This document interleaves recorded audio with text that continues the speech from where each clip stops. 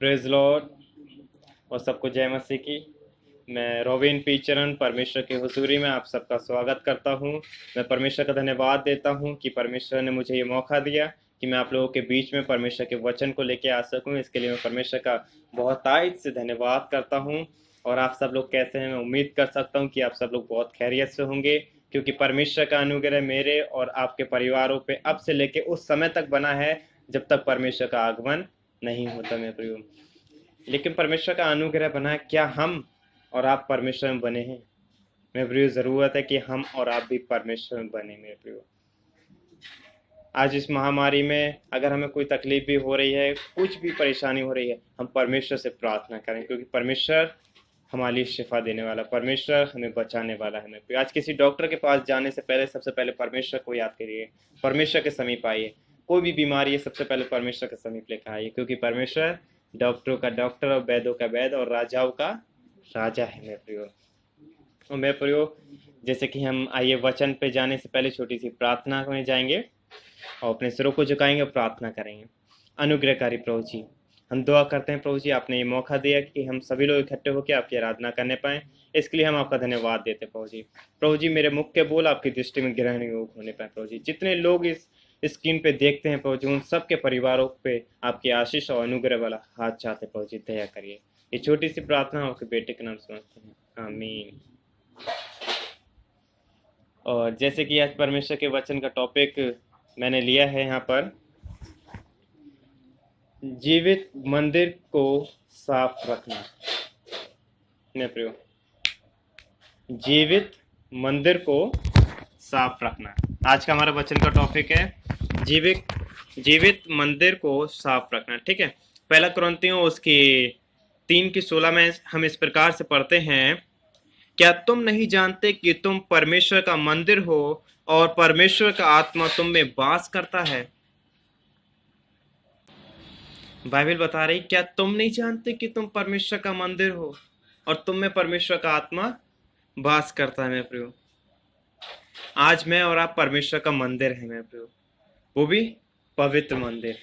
आज जरूरत है कि हम इसको साफ रखें, इसको गंदा ना करें। मेरे प्रियो,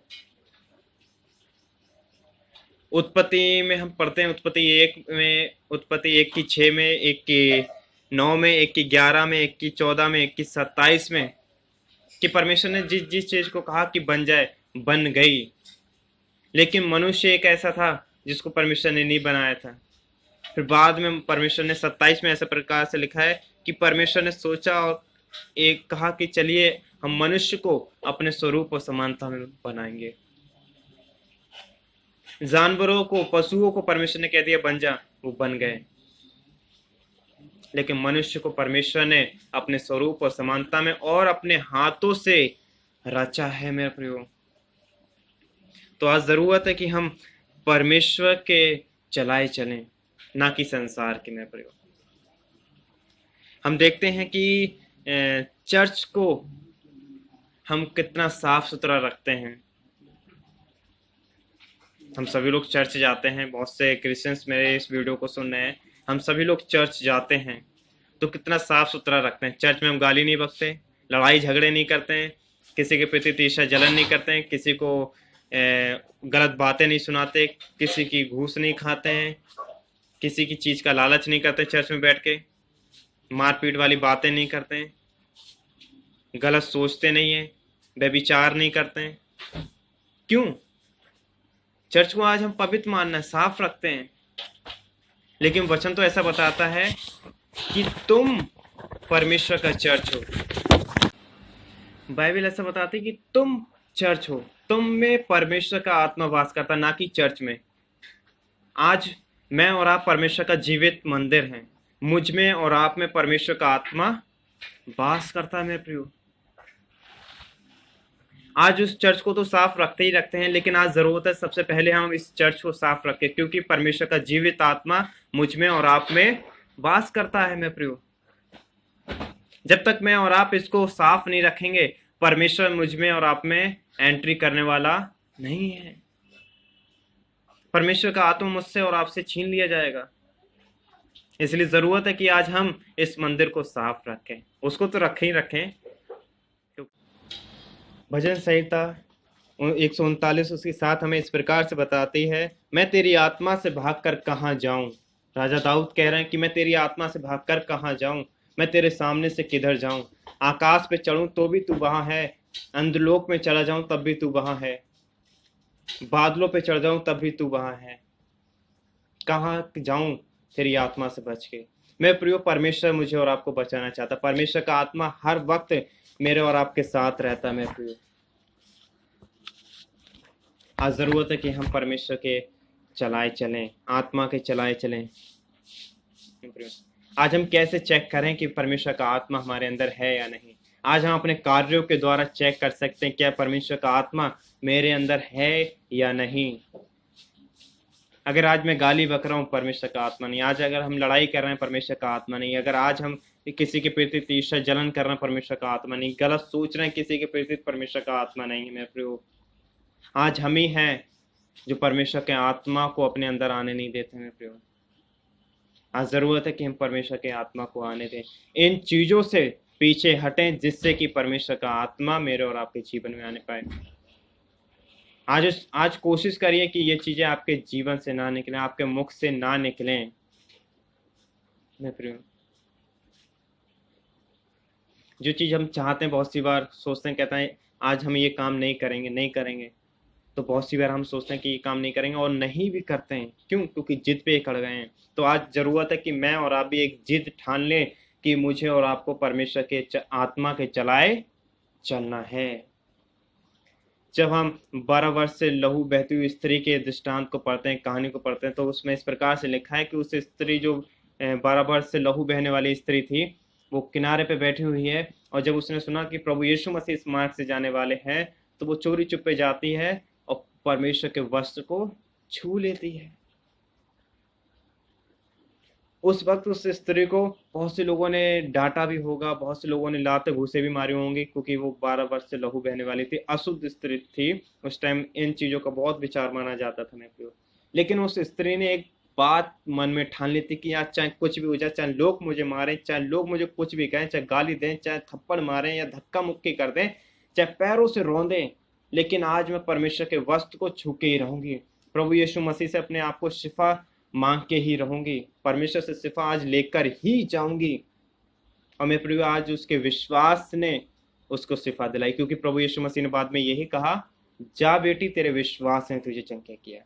मैंने नहीं, तेरे विश्वास ने तुझे चंगा किया। मैं प्रभु, आज हम भी एक जिद को ठाने कि आज चाहे कुछ भी हो जाए, आज मैं ऐसे कोई काम नहीं करूंगा जो परमेश्वर की नजर में गलत है। आज मैं परमेश्वर से बात करके रहूंगा, आज मैं पवित्र आत्मा से बात करके ही रहूंगा। मैं परमेश्वर के चलाए ही चल के रहूंगा, चाहे कुछ भी हो जाए, कितनी भी परेशानियां आए, चाहे बीमारियां आए, चाहे तकलीफ आए, चाहे पैसे की प्रॉब्लम आए, खाने पीने की प्रॉब्लम आ जाए, चाहे मेरे रिश्तेदार मुझसे बैर क्यों ना करने लगे, लेकिन मैं परमेश्वर के पीछे ही चलूंगा। तो मैं प्रिय, दुनिया की कोई ताकत नहीं जो आपको परमेश्वर के पीछे चलने से रोक दे। शैतान भी एक बार को भाग जाएगा आपके बीच में से, जब आप अपने जिद पे अड़ जाएंगे कि नहीं, मैं परमेश्वर के ही चलाए चलूंगा। आज जरूरत है कि हम परमेश्वर के पीछे चलें, ना कि संसार की बातों के पीछे। आप और हम और इस संसार के सारे लोगों के अंदर परमेश्वर का आत्मा है। सब परमेश्वर के मंदिर हैं मेरे प्रियो। और परमेश्वर का वचन ऐसा बताता है, अगर जो कोई भी परमेश्वर के मंदिर को नाश करेगा, जो कोई भी परमेश्वर के मंदिर को अशुद्ध करेगा, जो कोई भी परमेश्वर के मंदिर को गलत करेगा या गलत काम करेगा उसके अंदर, तो परमेश्वर उसे नाश करेगा। 3:17 हमें इस प्रकार से बताती है मेरे प्रियो कि जो कोई भी परमेश्वर के मंदिर को नाश करेगा, परमेश्वर उसे नाश करेगा। ये महामारी क्यों आ रही मेरे प्रियो? क्या आप जान सकते हैं क्यों आ रही है? क्यों लोग बर्बाद हो रहे हैं? आज लोग भूल गए हैं कि हम परमेश्वर का मंदिर हैं, हमें किस तरीके से चलना है। हमें परमेश्वर के चलाए चलना है, ना कि संसार के चलाए चलना है। संसार की बातें आज लोग कर रहे हैं, घंटों तक उनसे संसार की बातें करा लीजिए, संसार की चीजों में मन लग जाएगा, उनकी संसारिक बातों में मन लग जाएगा, लेकिन परमेश्वर के वचन को पढ़ने में 15 मिनट, आधा घंटा, 10 मिनट, इससे ज्यादा नहीं कर पाते हैं। क्यों? क्योंकि आज हमने अपने आप को उसी में एडजस्ट कर दिया है। आज जिस चीज में हम अपने आप को एडजस्ट करेंगे, वही चीज हमें ज्यादा। तो हमें और आपको एडजस्ट कहाँ पे करना, अपने आप को सही जगह पे। आप और मैं समझदार हैं, पढ़े लिखे हैं, हर तरीके से नॉलेज है, मुझसे ज़्यादा हो सकता है आप लोगों को नॉलेज हो परमेश्वर के वचन की, लेकिन जहाँ तक मैं जानता हूँ तो मैं बताना यही चाहूँगा कि परमेश्वर का वचन ही एक सच्चा है जो हमें और आपको स्वर्ग के राज तक पहुँचा सकता है। सिर्फ एक परमेश्वर ही है जो हमारी भलाई के बारे में सोचता है, नहीं तो आज एक भाई की भलाई नहीं सोचता है, रिश्तेदार की भलाई नहीं सोचते हैं। एक माँ बाप और एक परमेश्वर ही है जो हमारे और आपकी भलाई सोचते हैं मेरे को। तो आज ज़रूरत है कि हम इन लोगों का आदर करें, सम्मान करें, इनकी बातों को मानें, क्योंकि वचन में भी ऐसा लिख दिया है परमेश्वर ने, निर्गमन 20 की कुछ आयतों में लिख दिया कि अपने माता पिता का आदर कर। तो हम बात कर रहे थे कि ये महामारी क्यों आ रही है। आज लोग अलग डायरेक्शन में जा रहे हैं, अपने आप को अलग एडजस्ट कर दिया है, संसार की बातों में एडजस्ट कर दिया, संसार की चीजों में एडजस्ट कर दिया है। और परमेश्वर का वचन साफ कहता है 3:17 में कि जो कोई भी परमेश्वर के मंदिर को नाश करेगा परमेश्वर उससे नाश करेगा मेरे परिवार। तो आज जरूरत है कि अगर हम और आप भी अगर अपने जीवन को नाश कर रहे हैं, इस मंदिर को नाश कर रहे हैं मेरे प्रियो, तो जरूरत है कि हम अभी पश्चाताप की प्रार्थनाएं करें और परमेश्वर हमें क्षमा करने के लिए तैयार है मेरे प्रियो। अभी भी समय है कि हम सुधर जाएं, अभी भी समय है कि हम परमेश्वर के नजदीक आ जाएं।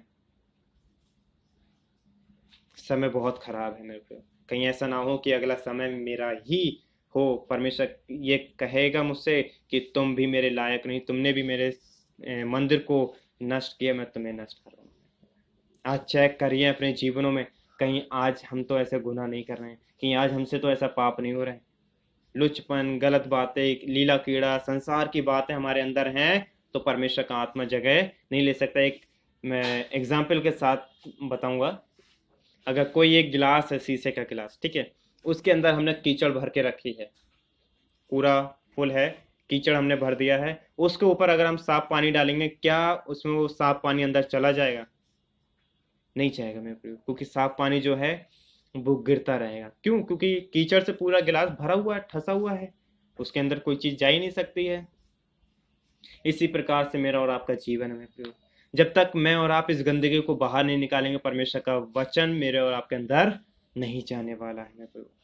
आज जरूरत है कि इस गंदगी को बाहर निकालें, अपने जीवन से दूर करें, जिससे कि परमेश्वर हमारी प्रार्थनाओं को सुने, हम परमेश्वर के आत्मा के चलाए चलने पाए। आज बहुत से लोग कहते हैं हमें वचन याद नहीं रहता है, हमारा प्रार्थना में मन नहीं लगता है, हमें उबासी आती, नींद आने लगती जब वचन पढ़ते हैं।